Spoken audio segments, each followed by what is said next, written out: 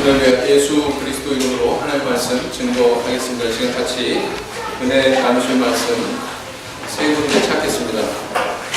호세아 6장 3절 말씀, 호세아 6장 3절 말씀,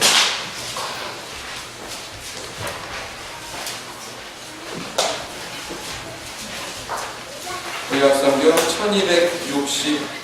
1262페이지가 되겠습니다. 1262페이지. 호세아 6장 3절 말씀 다같이 읽겠습니다. 시작.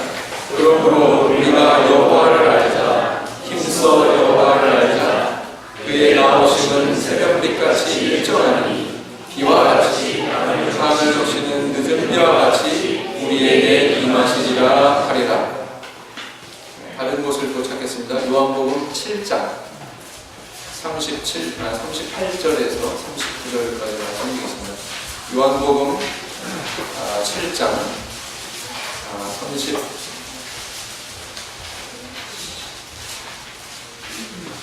38절 39절까지 말씀, 38절 39절 같이 읽겠습니다. 시작. 나를 믿는 자는 성령의 이름과 같이 그 배에서 생수의 강이 흘러나리라 하시니 이는 그를 믿는 자의 말을 성령을 가리켜 말씀하신 것이다. 예수께서 아직 영광을 받지 못하신 고로 성령이 아직 저희에게 계시지 아니하시더라. 마지막으로 한 군데 더 찾겠습니다. 에스겔서 47장 1절에서 5절까지 말씀드리겠습니다. 에스겔 47장 1절에서 5절. 구약성경 1226페이지가 되겠습니다.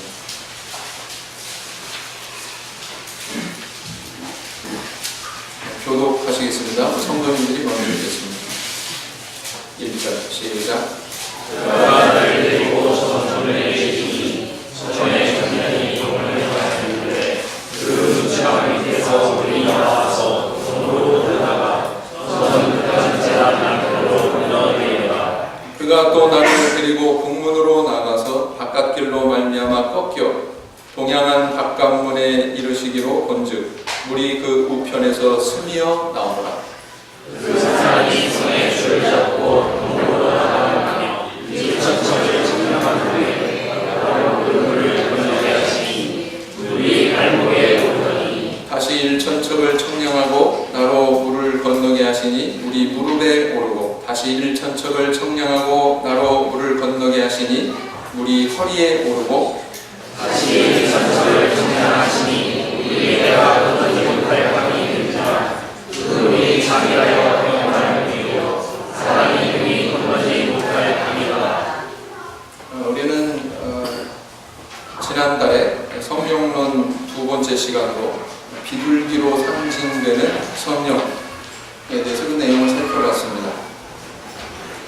그 내용을 잠깐 요약을 하면 창세기 1장 2절에서부터 이미 하나님의 신, 다시 말하면 성령이 등장하고 있죠. 그래서 창조의 능력을 발휘하기도 하시고 비둘기 같이 온유한 그런 날짐승으로 인식이 되듯이 성령도 역시 비둘기 같이 온유한 분이다, 이렇게 말씀을 드렸습니다.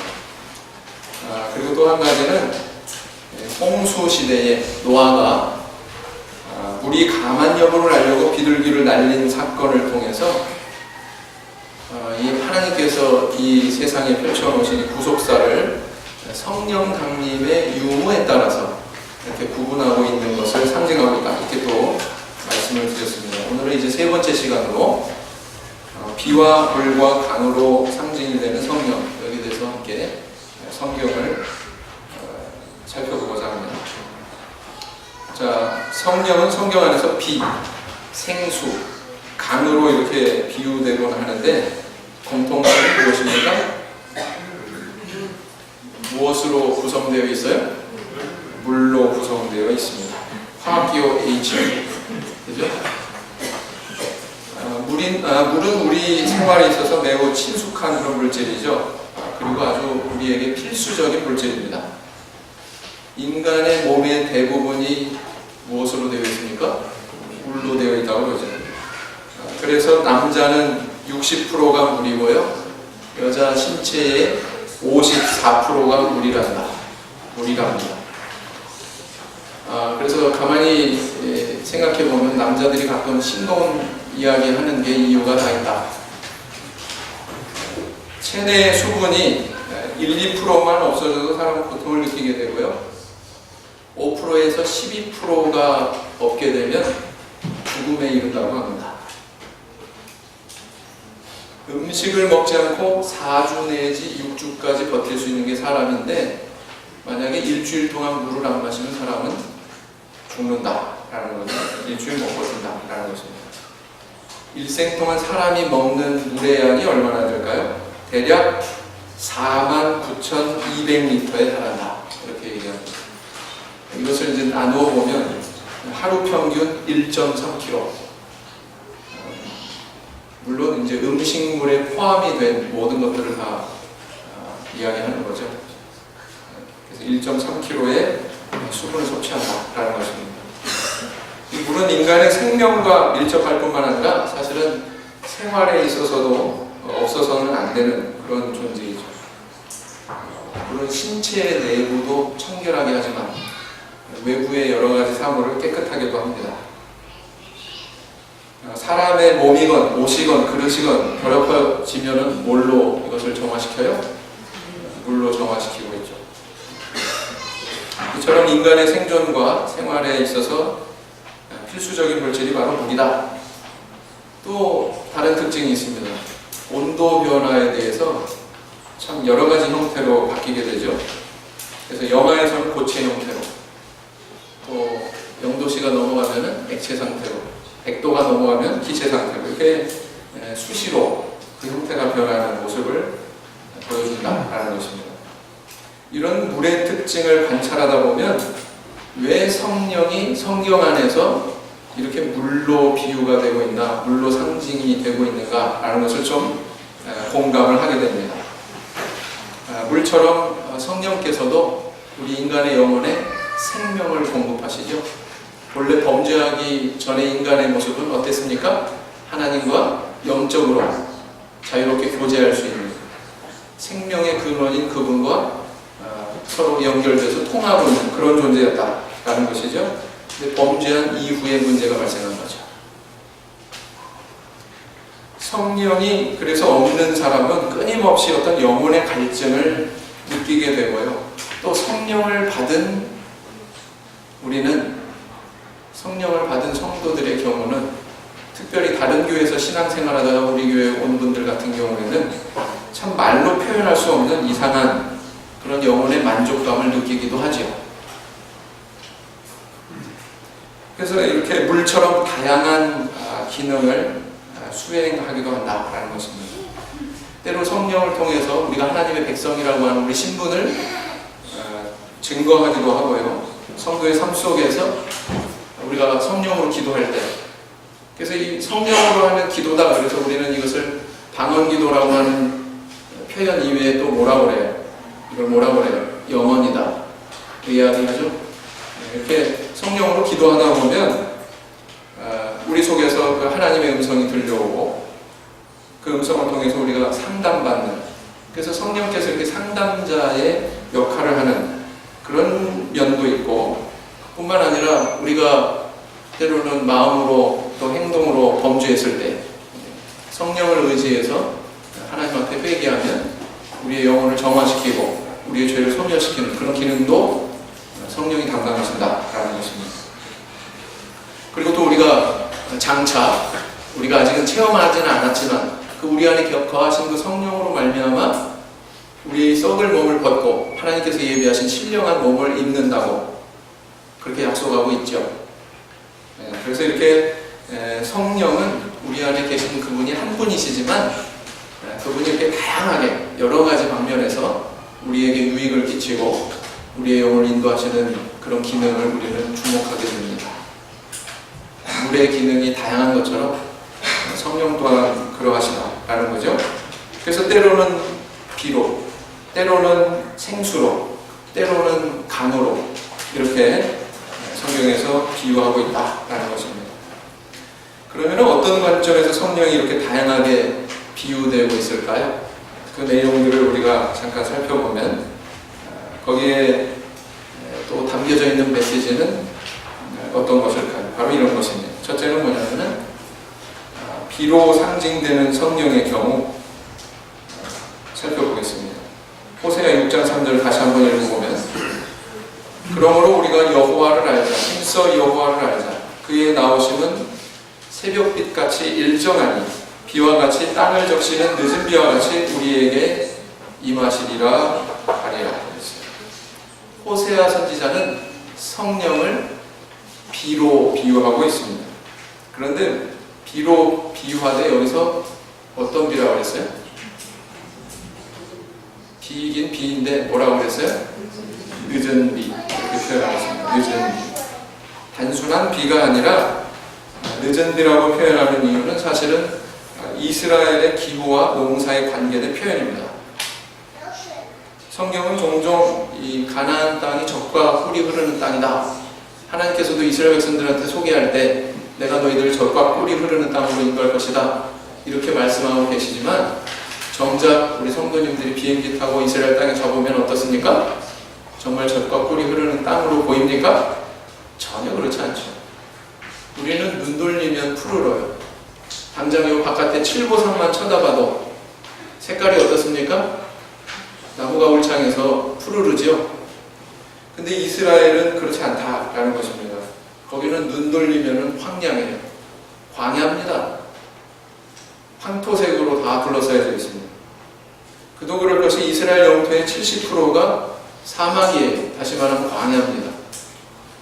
남쪽의 네게브 지역은요, 정말 나무 한 그루 풀 한 폭이 찾아오기 힘들 만큼 그렇게 척박합니다. 차를 타고서 조금씩 북쪽으로 올라가다 보면 한두 개씩 이제 나무가 보여요. 나무도 보이고 간혹 이렇게 오아시스들도 나타나고, 그러다가 아예 최북단으로 가면은 거기는 울창한 숲이 제법 발달되어 있습니다. 거기는 시내도 흐르고요, 샘물도 있고요, 그렇습니다. 그러나 국토의 대부분이 우리는 70%가 산이라고 그러는데 거기는 70%가 광야예요. 70%. 이렇게 척박한 이유가 뭘까요? 이스라엘의 건조한 기후 때문에 그렇습니다. 1년에 내리는 강수량이 얼마 안 되고요, 그것도 한꺼번에 내리고서는 그 이후에는 단 한 방울도 안 내린다. 우기에 왕창 내리고는 그 다음 비가 안 내려요. 건기가 대단히 길기 때문에 이런 환경에서 식물이 제대로 살 수가 없다라는 거죠. 그래서 이 이스라엘의 기후를 크게 건기하고 우기로 나눕니다. 4월부터 10월까지 그야말로 비가 한 방울도 내리지 않는 건기고요, 11월부터 이듬해 3월까지 이때는 이슬비가 내리는 우기입니다. 그나마 이슬비가 내려요. 양은 작지만. 그래서 이때는 겨울이지만 푸르릅니다. 꽃도 피고. 그런 기후적인 특징을 가지고 있다라는 것입니다. 그러니까 이스라엘 사람들이 만약에 농사를 지으려면 어떻게 해야 돼요? 나무를 키우려면 어떻게 해야 돼요? 인공적으로 물을 갖다가 대야 됩니다. 물을 공급해야만 됩니다. 다 시스템화 해놨어요. 그 집단 그 농장인 키부츠, 그죠? 이스라엘에서 유명한 두 가지가 있죠. 하나는 키부츠, 하나는 모샤부고. 이 키부츠에 가면은요, 거기 밭에 스프링클러가 끊임없이 돌아갑니다. 착착착착착착 물을 뿌리면서 끊임없이 돌아가고 있어요. 그뿐만 아니라 차 타고 가다가 가로수를 보면 나무 하나하나마다 다 무슨 관이 이렇게 지나가가지고 거기 뭘 공급을 하고 있어요. 뭘 공급할까요? 물을 공급하고 있어요. 근데 물을 어떻게 공급하냐? 계속 거기서 나오는 게 아니에요. 물이 어떻게 나오느냐? 이스라엘이 이런 척박한 환경이다 보니까 이 사람들 머리가 좋잖아요? 기술을 개발했어요. 어떤 기술? 이 식물이 지금 목마르냐 안 마르냐 라는 것을 감지하는 센서를 개발했어요. 그래가지고 식물이 목이 마르다. 그러면 그 식물이 필요한 만큼의 물만 싹 흘려내 보내줍니다. 호수에서. 그리고 일정한 양이 나간 다음에 식물이 충분히 수분을 섭취했다고 감지가 되면 다시 수분을 닫습니다. 대단하죠? 이런 기술이 있어요. 이스라엘. 이 기술을 또 외국에 수출까지 합니다. 이거를. 그래서 이렇게 가로수마다 관이 다 통해져 있어요. 그게 있어야만 이 나무는 살 수 있다. 스프링쿨러가 있어야만 밭의 농작물을 개간할 수가 있는 거예요. 이런 환경에서 농사가 이루어질 수 있는데 과거는 어땠겠습니까? 과거는 스프링클러도 없고 그런 첨단 센서가 있는 성수관도 없는 그 시절에는 농사 지으려면 어땠을까요? 이렇게 건기와 우기로 나뉘어질 때에 농사가 가능하도록 만들어주는 두 차례의 비가 있었습니다. 두 차례의 비. 그것이 뭐냐면은 소위 이른 비와 늦은 비다. 이른 비는 뭐냐? 우기가 시작되기 전에 보리, 밀 이런 씨앗을 파종하기 위해서 한 차례 비가 내려줘야 돼요. 근데 딱 그 비가 내리는 때가 있어요. 이때를 일컬어서 이른 비다. 이때 내리는 비를 이른 비다 이렇게 얘기합니다. 가을 비. 그리고 이제 이렇게 파종을 한 다음에는 우기를 보낸다고 그랬죠?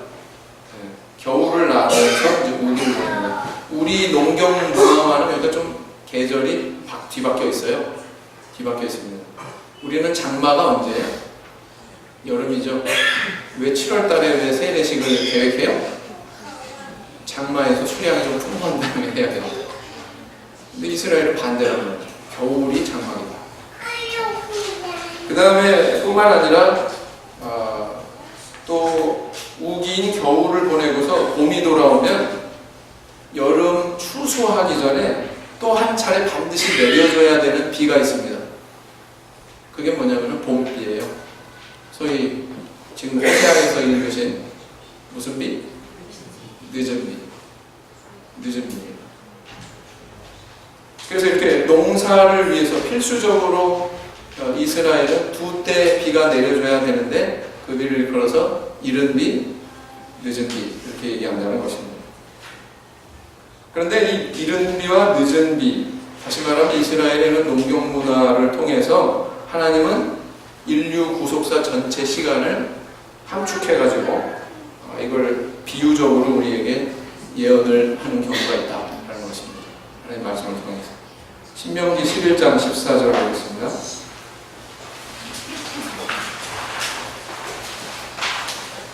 신명기 11장 14절 말씀.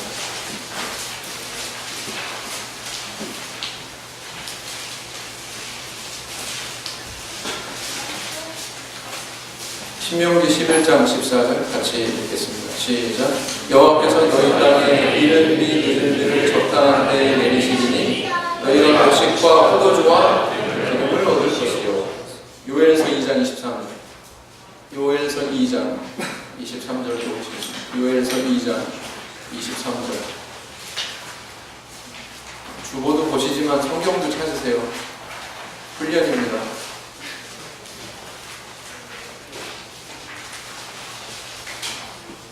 요엘서 2장 23절. 요엘서 2장 23절. 같이 읽겠습니다. 시작. 시온의 자녀들아 너희는 너희 하나님 여호와를 위하여 기뻐하며 즐거워할지어다. 그가 너희를 위하여 비를 내리시되 이른 비와 늦은 비가 전과 같을 것이다. 그래서 성경은요 때로 하나님을 농사꾼으로 비유합니다. 이사야 선지자도 하나님을 포도 농사꾼으로 비유하는 경우가 있었죠.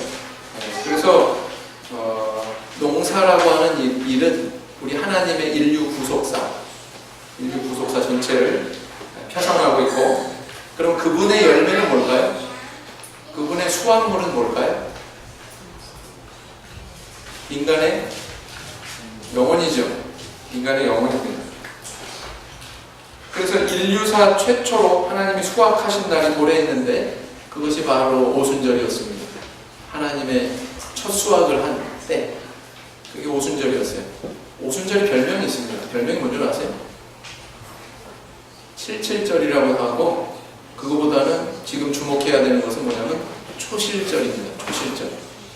초실절은 뭐냐면은 첫 보리 추수를 기념하는 그런 절기예요. 처음으로 무엇을 추수하는 것을 기념하는 절기라 그걸 일컬어서 초실절 이렇게 얘기합니다.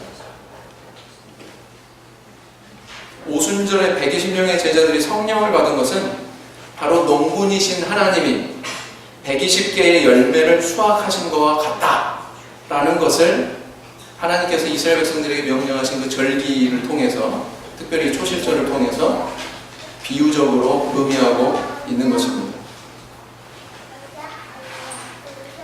그래서 이 초대교회 시기를 일컬어서 뭐라고 그래요? 우리 교회에서는 이른비 성령강림의 시대다 이렇게 얘기합니다. 그리고 말세 예수 재림의 무렵에 또 오실 한 차례 성령 강림의 시대를 뭐라고 그래요? 늦은비 성령의 시대다 이렇게 얘기합니다. 그래서 이처럼 비는 때로 하나님의 구속사에 있어서 성령 강림의 두 때를 표상하고 있다 라는 것을 우리는 이해해야 됩니다.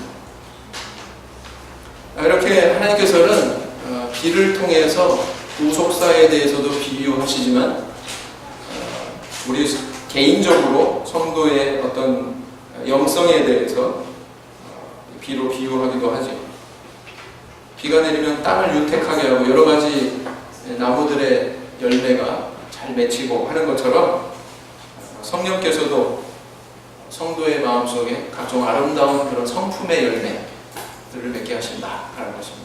갈라디아서 5장 22절에서 23절까지 말씀을 보면 그래서 어떤 것들이 나와 있어요. 성령의 9가지 열매. 그렇죠? 에스겔서 보겠습니다. 에스겔서 36장 26절에서 27절까지 말씀. 에스겔서 36장 26절에서 27절까지 말씀 되겠습니다. 에스겔서 36장 26절에서 27절까지 말씀 같이 읽겠습니다. 시작. 또 새 영을 너희 속에 두고 새 마음을 너희에게 주되 너희 육신에서 굳은 마음을 제하고 부드러운 마음을 줄 것이며 또 내 신을 너희 속에 두어 너희로 내 율례를 행하게 하리니 너희가 내 율례를 지켜 행할지라. 그래서 성령 받는 것이 먼저예요. 성령을 받으면 이 말씀에서처럼 우리의 마음이 부드러워지죠. 부드러워진 땅에 씨앗이 뿌려지면 무엇이든지 잘 자라는 것처럼 성령 받은 마음에 하나님의 말씀 씨앗이 떨어지면 그것이 우리 안에서 잘 자랍니다. 그래서 새로운 사람으로 변화되죠. 그래서 내가 새로운 사람이 된 다음에 교회 나갈게가 아니라 교회 나와서 성령 받고 하나님 은혜에 잠기게 되면 올바르게 자라는 것이 우리 신앙이다. 그런데 사람은 거꾸로 생각하는 경향이 있다라는 거죠.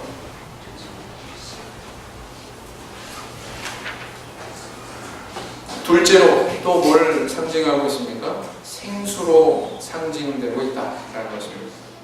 요한복음 7장 38절에서 39절 제가 다시 읽겠습니다. 나를 믿는 자는 성경의 이름과 같이 그 배에서 생수의 강이 흘러나리라 하시니 이는 그를 믿는 자의 받을 성령을 가리켜 말씀하신 것이라. 예수께서 아직 영광을 받지 못하신 거로 성령이 아직 저희에게 계시지 아니하시더라. 자, 묻겠습니다. 성령은 이미 창세 때 존재하셨어요? 안 하셨어요? 삼손의 몸에 성령이 감동하셔가지고 막 때로는 막 사자도 막 찢어 죽이고 당나귀 턱뼈로 막 사람도 물리치고 적도 물리치고 그러지 않았습니까? 그죠? 이미 존재하셨어요.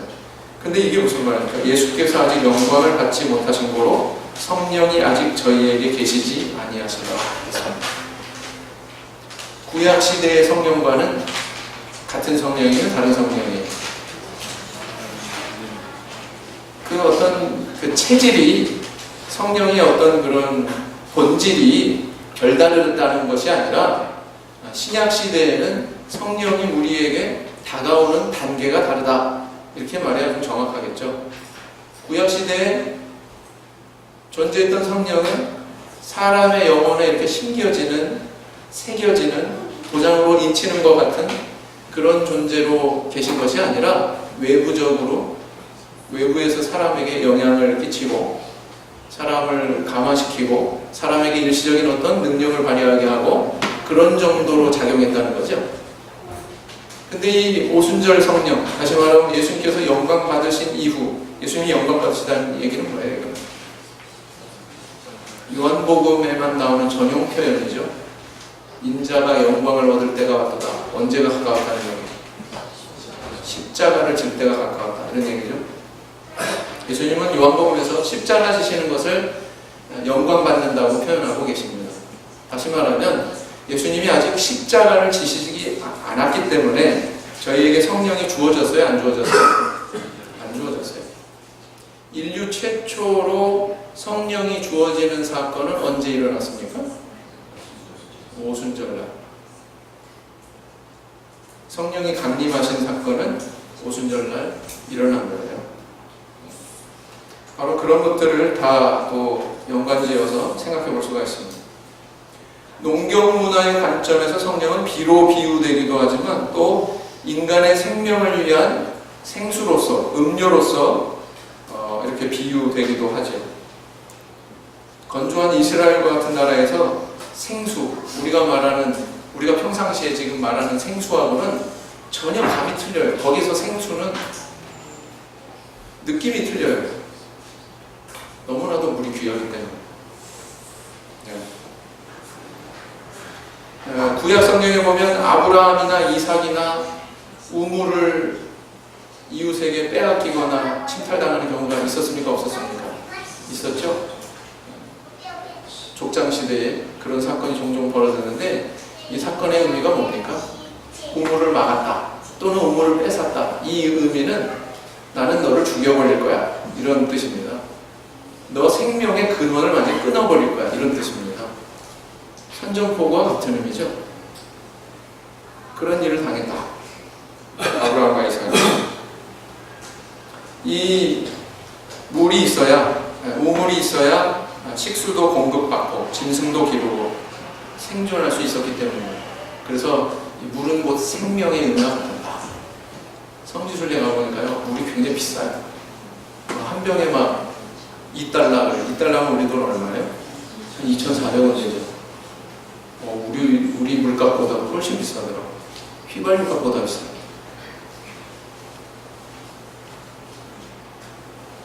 현대 이스라엘도 여전히 물은 귀합니다. 이스라엘에 가면 독특한 레저 활동이 있죠. 우리나라에는 없는 레저 활동. 우리나라에 있을 수가 없죠. 왜? 사막이 없으니까. 사막 투어가 있어요. 레저 활동에. 어떤 사람은 차를 타고 그 사막을 탐험하기도 하고요. 어떤 사람은 도보로 걸어서 사막을 탐험하기도 합니다. 근데 이때 중요한 게 뭐냐면은 물 계산을 정확하게 해야 돼요. 내가 여행할 날짜가 닷새다. 닷새 동안에 내가 먹을 물을 정확하게 계산해서 내가 복귀했을 지점에서 물을 얻을 수 있어야 됩니다. 그래서 물 계산을 정확하게 해요. 나에게 필요한 물은 얼만큼이다. 만약에 이게 잘못되면 어떻게 될까요? 차로 여행하는 사람은 그나마 좀 괜찮겠지만 도보로 사막을 여행하는 사람은 곧 죽음을 의미합니다. 죽음. 그래서 이 물만 따로 담는 배낭을 팔아요. 물만 따로 담는 배낭이 있어요. 그래서 그 물배낭 지고 가는 사람을 보면은 저 사람은 사막 탐험하러 가는 사람이구나 이렇게 이해하면 10중 8구 맞다 라는 거죠.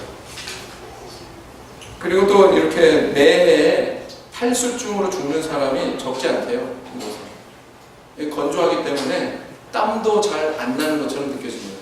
땀이 나자마자 증발돼 버려요. 그러니까 내가 지금 수분이 얼마나 뺏겼다, 땀을 많이 흘렸다에 대한 감각이 없으니까 수시로 물을 마셔주라 이렇게 이제 그 성지순례 가이드가 이렇게 코치를 합니다. 그래서 물병을 아주 들고 다녀요. 품에 안고 다닙니다. 수시로 마셔주라고. 이렇게 물이 귀하고 생존을 위해서 중요한 지역이 바로 이스라엘이다라는 것입니다. 이런 배경하에서 예수님이 성령을 생수로 비유했다. 이걸 한번 상상을 해보세요. 성령은 단순히 갈증 해소하는 정도가 아니라 정말 생명을 공급하는, 아주 필수적인 걸 공급하는 그런 존재라는 의미죠. 단순한 갈증 해소 이상의 그런 의미를 갖고 있다라는 것입니다. 물이 그러하듯이 성령도 인간에게 그러하다. 생명과 같다. 성령에 의해서 영혼이 해갈될 수 있죠. 우리의 영혼이 해갈되는 걸 넘어서서 살아날 수 있습니다. 그렇게 성령에 의해서 우리가 하나님 앞에 은혜 받을 미래사에 대해서 성경은 이렇게 예언을 하고 있습니다. 이사야 44장 3절 말씀. 이사야 44장 3절.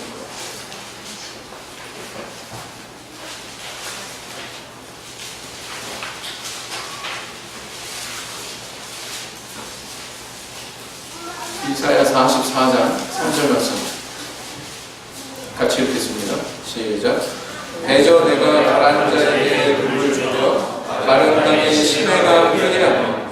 나의 신을 내 자손에게 나의 복을 내 후손에게 내리리니. 그랬어요. 자, 여기 보니까 막 이렇게 중첩되게 이야기를 하고 있죠. 물을 주며 마른 땅에 시내가 흐르게 하며 이렇게 얘기했는데 이어서 뭐가 나와요? 나의 신을 내 자손에게. 말하자면 우리에게 하나님의 신을 부어준다고 하는 그런 영적인 내용을 물을 주고 마른 땅에 시내가 흐르게 하는 그것으로 지금 비유적으로 이야기하고 있는 거죠. 바로 그렇습니다.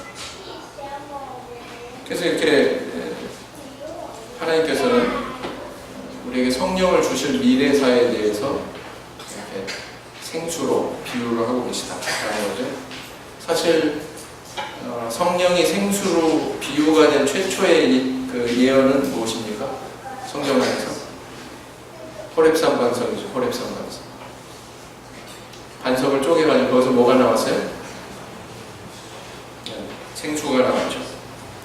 바울 사도는 고린도전서 10장에서 이 사건을 인용하면서 신령한 반석으로부터 신령한 음료를 마셨다 이렇게 표현하고 있습니다. 이미 이 문장 안에 해석이 들어가 있는 거예요.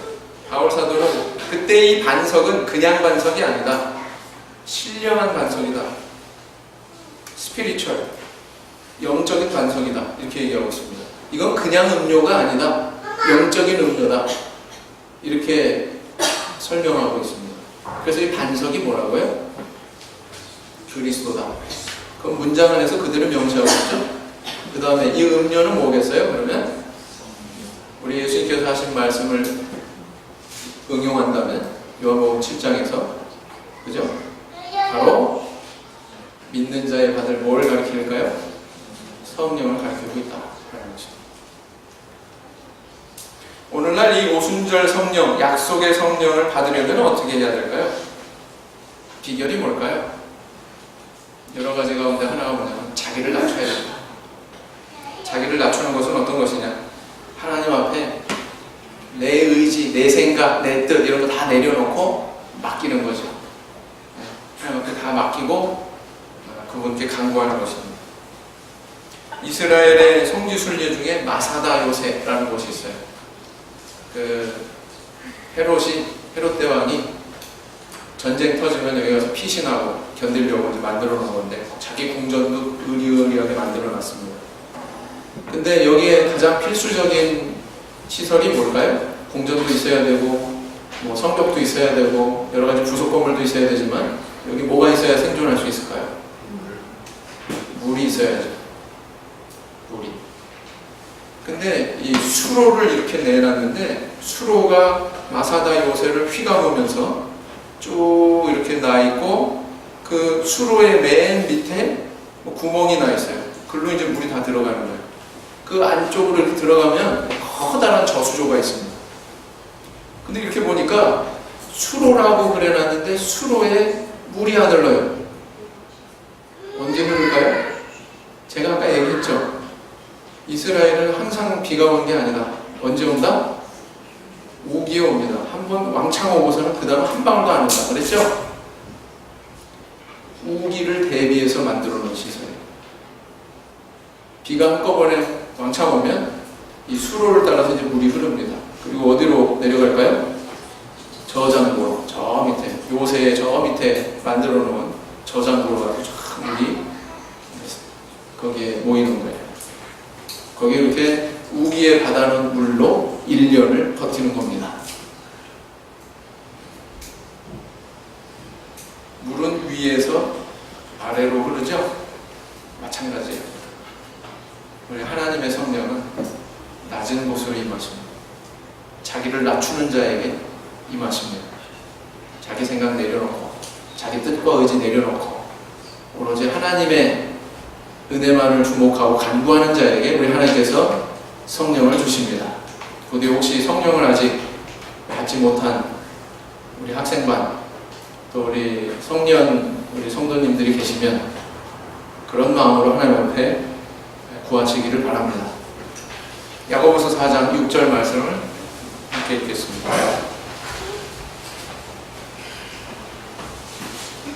야고보서 4장 6절 말씀.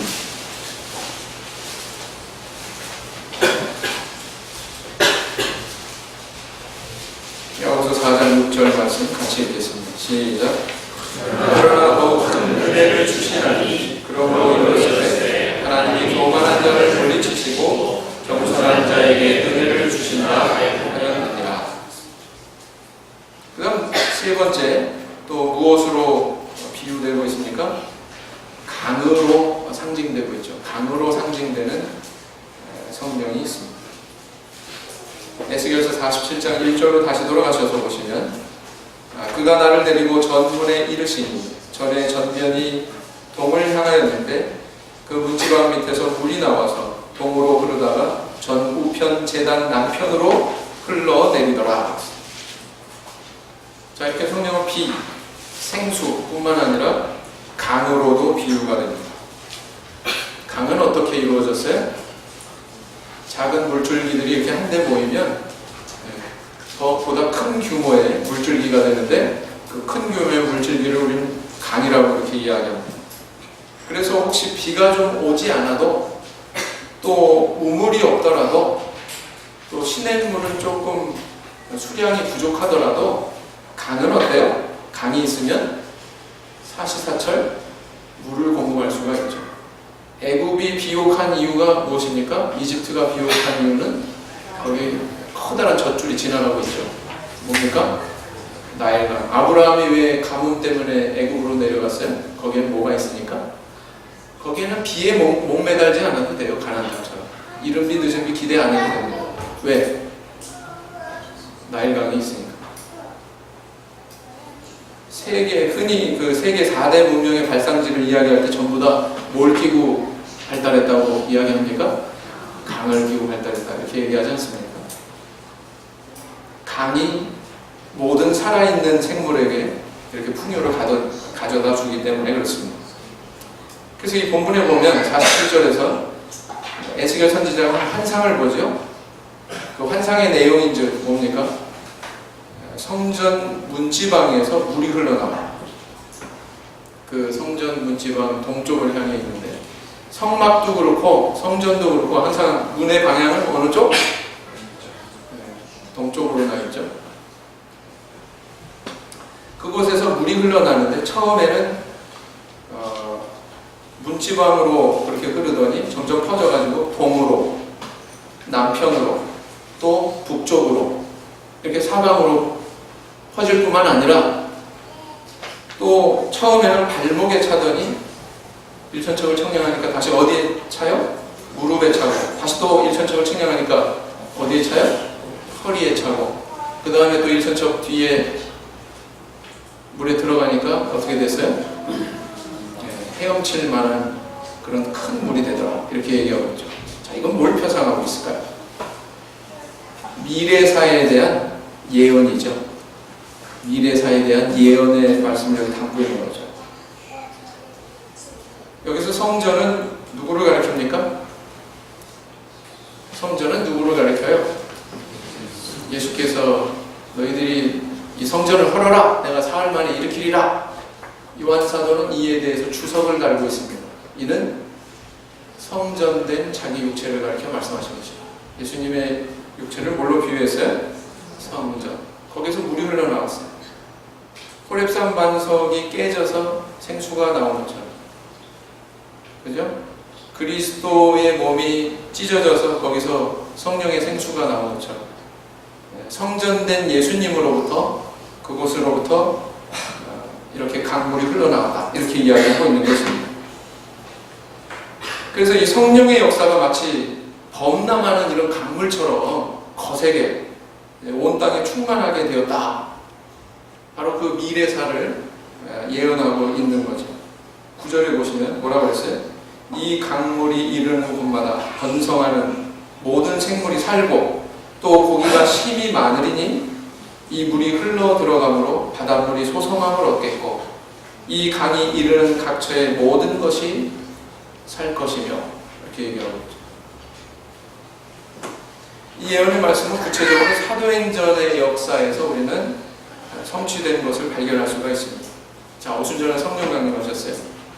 베드로 사도가 설교했습니다. 그 설교한 그 당일날 몇 명이 세례받았어요? 이 120개의 열매가 갑자기 뭐예요?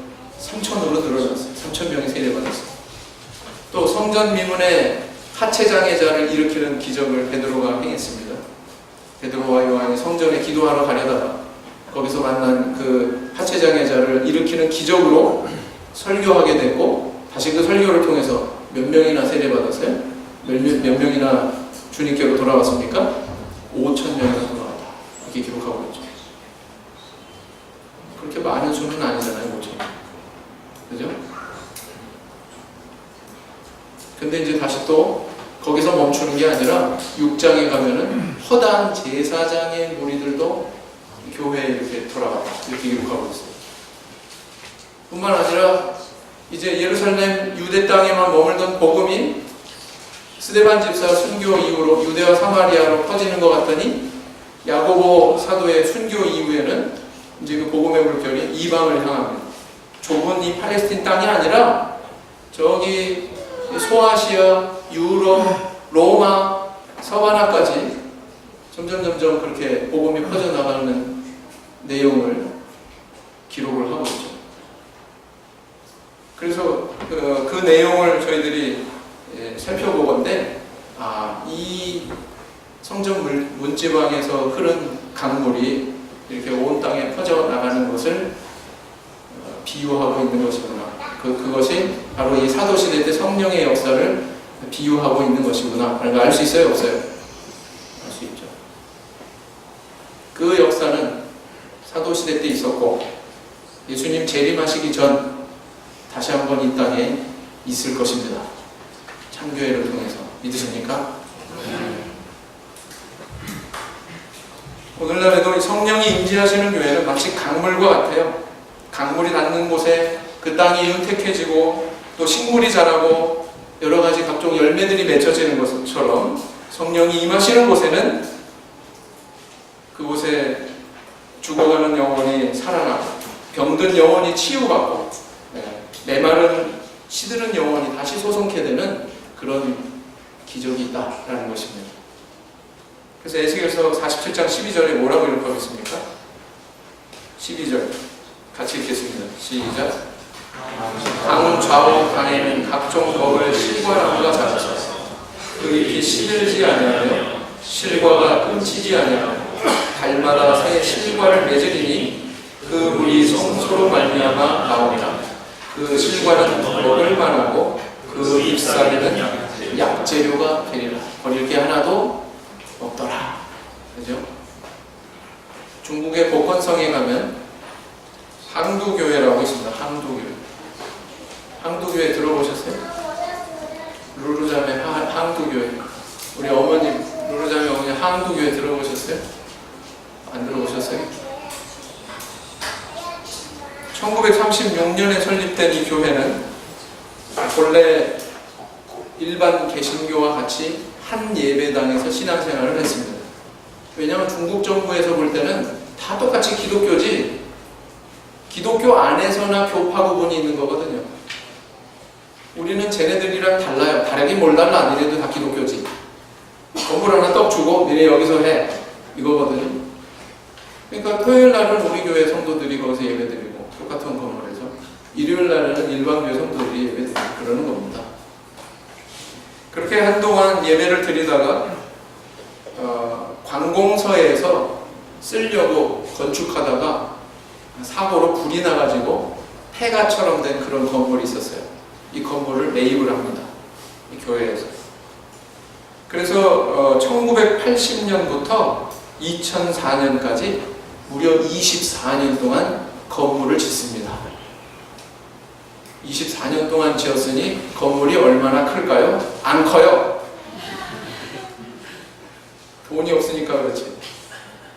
그 어려운 사람들이 한 푼 두 푼 모으고 그래가지고 24년 돼가지고 뭐 몇 층 건물, 쓸만한 몇 층 건물을 마련한 겁니다.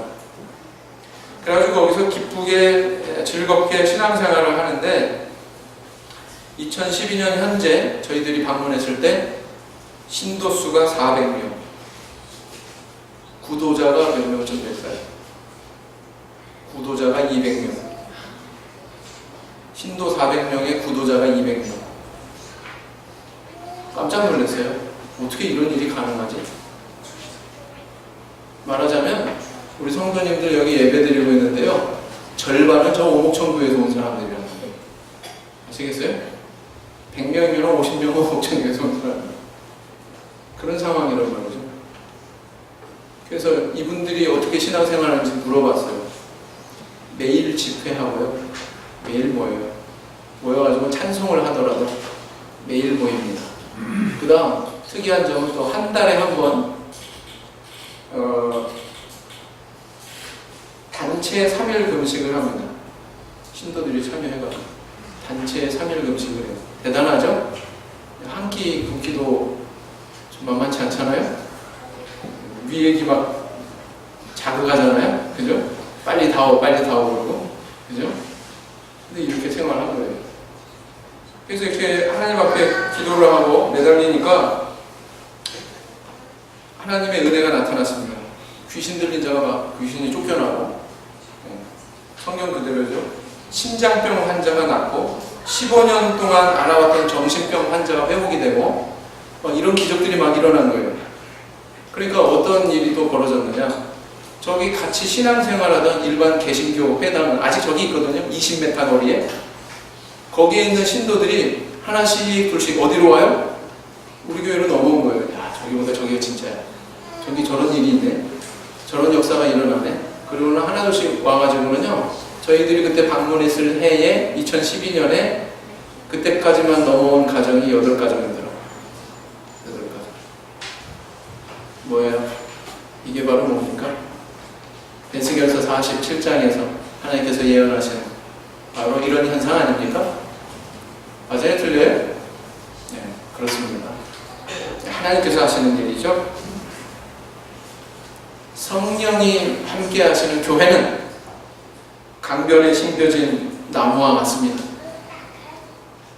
계절마다 새 잎사귀가 나오고 새로운 열매를 맺고 그 열매를 많은 자들에게 나누어주는, 그래서 많은 영혼들이 살아나게 하는 그런 능력을 발휘하게 되어 있다라는 것입니다.